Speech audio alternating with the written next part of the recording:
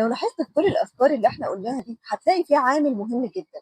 لو ما توفرش عندك مش هتعرف أبدا أبدا أبدا إنك تتدبر أو تتأمل الأفكار دي. معرفة الله ومعرفة أسماء وصفاته ومعانيها. لما جينا نقول في الأذكار إن الله سبحانه وتعالى ده اسم ربنا سبحانه وتعالى اختاره بيضم كل أسماء الله سبحانه وتعالى وصفاته.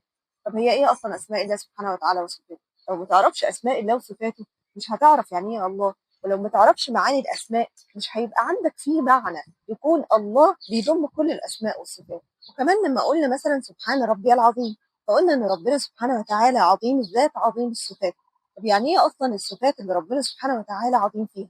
سبحان ربي الأعلى علو الذات. احنا كده كده ما نعرفش عن ذات ربنا سبحانه وتعالى كتير وما نعرفش نتصورها، لكن علو الذات علو الصفات. طب انت لو ما تعرفش ايه صفات ربنا سبحانه وتعالى اصلا هتفهم يعني ايه علو في الصفات دي؟ عشان كده واحدة من أهم الحاجات اللي أنا حسيت جدا إن أنا مقصرة فيها قوي في الأذكار إن أنا أصلا أعرف أسماء الله سبحانه وتعالى وصفاته.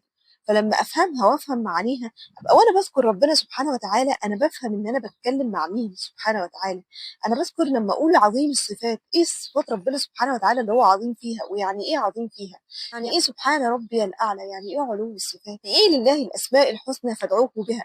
إزاي أختار الاسم المناسب للدعوة المناسبة؟ ما هو في دعوات معينة بتبقى فيها شبه استحالة أو بتبقى مش مستحيلة يعني في وسط الناس، بس مستحيلة أنا على حياتي أو على قدراتي أو على توافر الأسباب بتاعتها. إيه أسماء الله سبحانه وتعالى اللي لو أنا دعيت بيها في وسط الاستحالة دي أو في وسط انعدام الأسباب الله سبحانه وتعالى يستجيب؟ مش هعرف كده أبدا غير لو عرفت عن أسماء الله سبحانه وتعالى وصفاته.